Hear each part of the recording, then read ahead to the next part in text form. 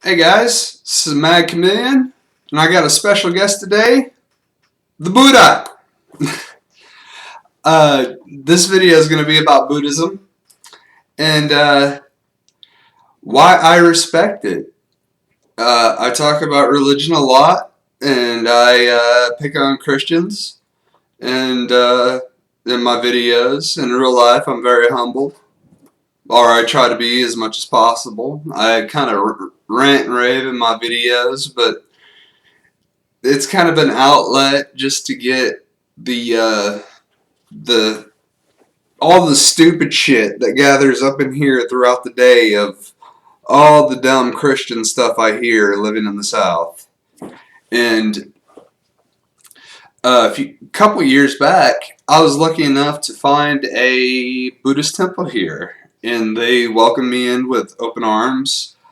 Uh, Very nice people, and I know everybody will say that about their particular brand of religion. Oh, it's so warm and inviting, and the people are so nice, and we have cookies and drinks.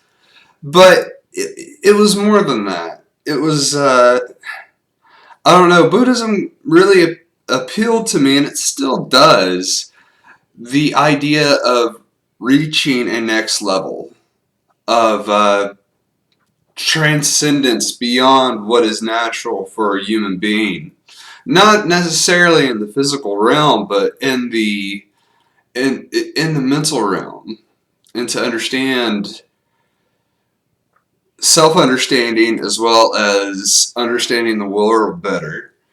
And as I mentioned this in a lot of videos, I used to be a drug addict, and one of the things that helped me along my path of recovery was Buddhism. And it wasn't the religion itself, but it was the guiding principles behind it that really delved into it. Uh, Buddhism, if explained just naturally, it sounds like a horrible religion because Buddha spoke about pain. Buddha said life is pain and this is how you deal with it. And that was his whole philosophy for the most part. I mean, it was all about understanding that life is pain and that how to take it, how to understand it, how to deal with it. And there's some parts that I dig, some parts that I didn't, some parts that I couldn't believe. Reincarnation and the belief in karma, which there's many different beliefs in karma. The West, I don't think, understands the Buddhist idea of karma, and it's very hard to explain the Buddhist actual sense of karma. But I was going to a one branch. There's about 6 or 7 different branches of Buddhism, and I was going to a Mahayana Buddhism temple, which pretty much it's a collective. The two main schools of thought in Buddhism is Mahayana and Theravada. And Mahayana is we want to see the world become enlightened. Theravada is very personal. It's very inward. It's maintaining enlightenment alone. And there's monks that are both. And one of them is Ajahn Brahm. And I highly suggest even atheists watch his talks about anything. He's on here on YouTube. He gives talks from Perth, Australia. And he's an amazing man. He's an amazing speaker, and I really dig him. I learned a lot from him. And it's not all about dogma and all this other things that religion preaches. I mean, it's very of day to day how to handle shit. And some misconceptions about Buddhism. This man is Buddha. If one of you guys can tell me who the fat man is at the Chinese restaurants, I'd like to know. Because I haven't figured that one out yet. I've heard he's the happy Buddha. I've heard that this man he basically defanged snakes. That was his story. But I have no clue. I have no clue at all. But Siddhartha Gautama, born in Nepal, he was born of a prince, or he was born as a prince. He was to become king, and he gave it all up. He left the palace. He ordered his chariot driver to take him outside the palace. He never knew outside the palace gates. His father made life perfect for him. And he never knew the idea of suffering or death or anything like that, which in Buddhism is one of those beliefs that's kind of hard to believe, that, you know, you go through your life. He left his palace when he was in his early 20s. That you never experienced sickness or getting hurt or anything like that. That's one of those, you know, hey, you know, but the story goes he left the palace gates, and him and his chariot driver saw a man that was pretty much sick and dying on the road. And before he became the Buddha, which I'll go into later, he asked his chariot driver, what is wrong with this man? And he said, this man's sick. He's malnourished. And he most likely will die. And Siddhartha said, death? Die? What is that? And the chariot driver was, well, you're alive, right? Well, one day you won't be no more. And Buddha was like, does this happen to all of us? The chariot driver said, yes, my lord, death befalls all people. And Buddha was like, fuck! No, not really. But he dedicated his life to understanding where pain and suffering comes from, and how to adjust your life accordingly. And I think it is very powerful. Buddha is not God. Whenever asked if there was a God, he said he didn't know. So Buddhism is a godless religion, and Tibetan Buddhism, the branch the Dalai Lama follows, there's several gods in Tibetan Buddhism, but most Buddhists don't believe in some supreme being. And Buddha said there's other shit out there. There's higher shit other than us, but there's not a God. There's not a creator. There's not some guy that answers prayers. And I don't know, I just find the groundwork he laid down as some of the most sensational stuff of all time. He gave up a life of total riches and happiness to maintain something that no one else has ever done, if he really did it. The story goes that he joined a cult, basically what we would call it now, which were a group of fasters, and they would fast till pretty much the point of death. And Buddha did this with this cult, and he got to a point where he almost died. And he realized, which, I mean, this sounds stupid, but he realized that there's a middle way. There's not taking things to the extreme. There's not, going all the, abstaining from everything. But he taught that there was a middle way. Now, some things, there is not a middle way. For some people, there is not a middle way with heroin or gambling or cigarettes or sex or whacking off, or there's not a middle way for them. So, and if any of those things cause you pain, you got to realize where that pain comes from and realize how to fix it. I can't tell you how to fix it, and I'm not telling you to turn to him to tell you how to fix it either. But what I like about this guy too is he was the one, I guess, not prophet, but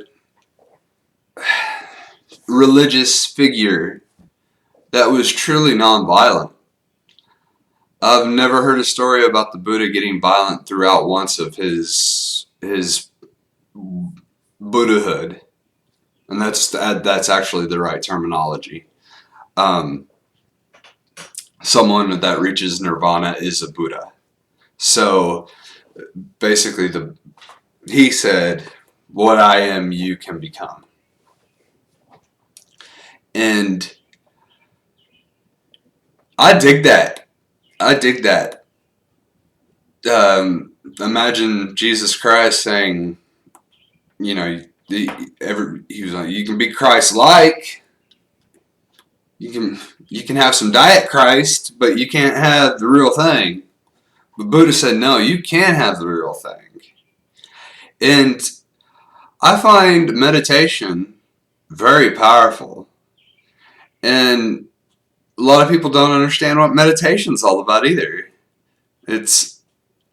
They think it's all about clearing the mind. Well, yeah, that's the first step, to blank out the surroundings of all this bullshit.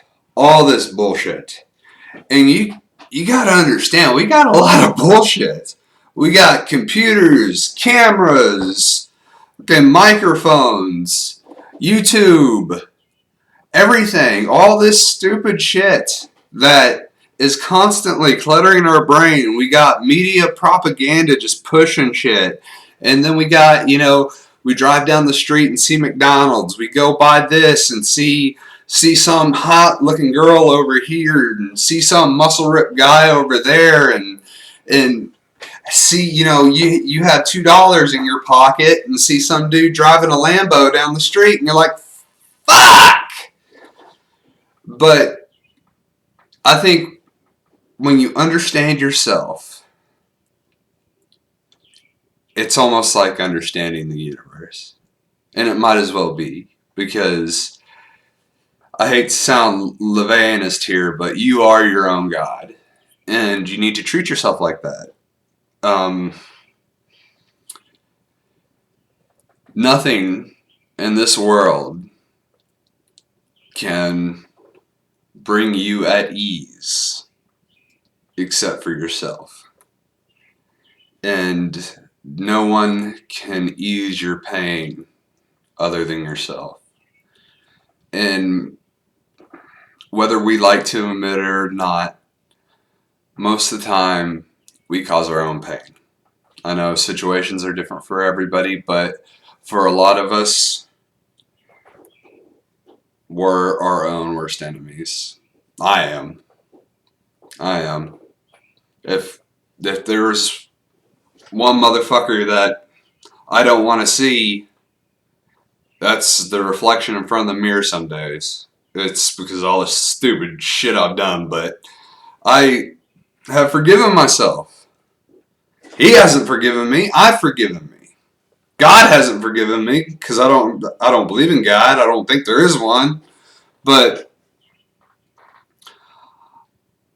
I truly believe that this man right here, set forth the greatest philosophy ever. And I think that his teaching beats out all the rest when it really comes down to it. Albert Einstein said that when he was alive, he said he only saw one religion standing the test of time, and that's Buddhism.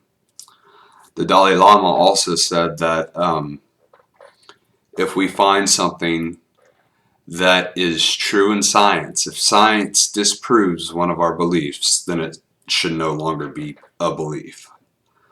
So that's for a religious leader to be saying that. And the Dalai Lama does not represent all Buddhists. He represents the Tibetan Buddhists, but a lot of, even I listen to the Dalai Lama.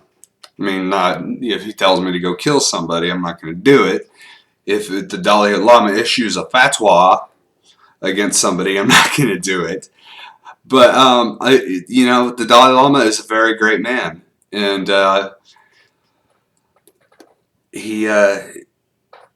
he's laid forth down a lot of great teachings. So has the past 13 other Dalai Lamas. And who knows, once he dies, what's going to happen next, if there's going to be another Dalai Lama. Probably not. But if that tradition has to go, it has to go. But I am an atheist. I don't believe in God. He inspires me. Monks inspire me.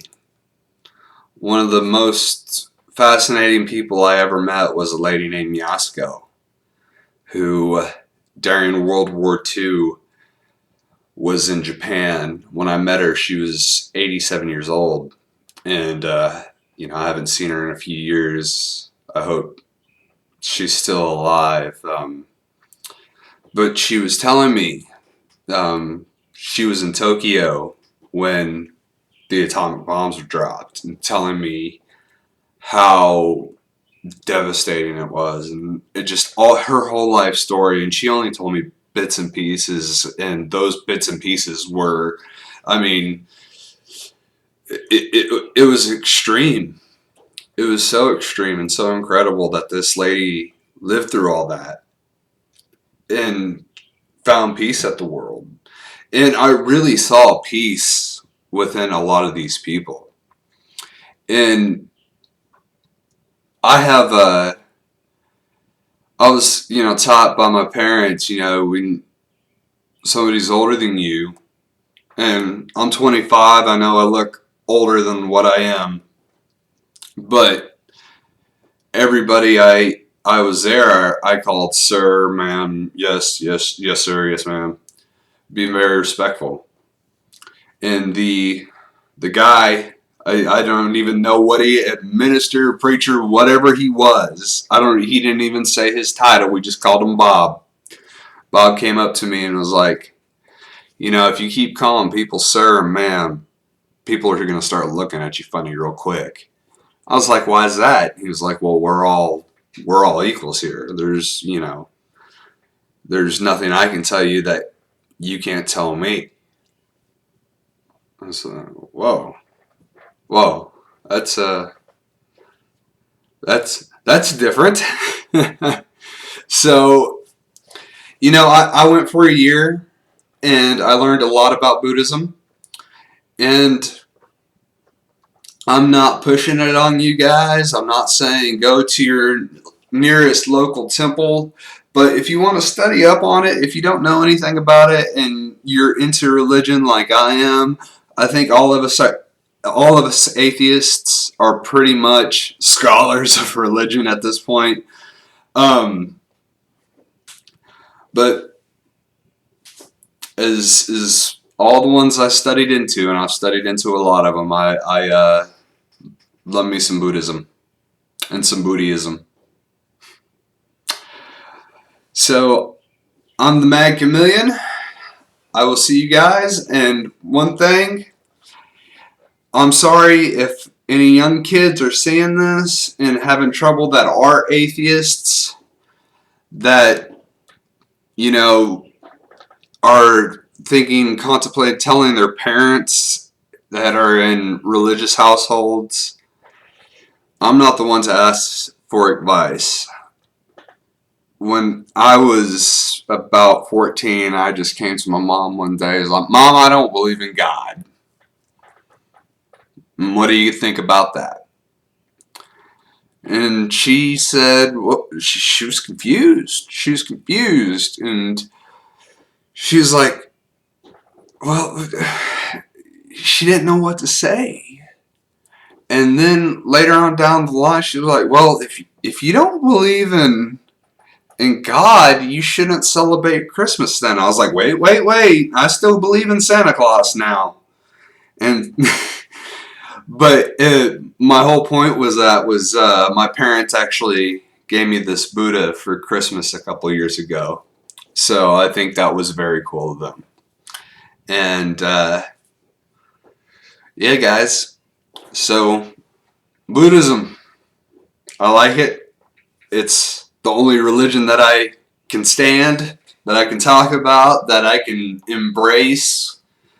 And I don't think I've cussed or raised my voice one time. Well, maybe once in this whole video. So that shows that I'm pretty peace and not calm right now with Siddhartha. So, peace out. I'll see you guys later. You have a terrific day.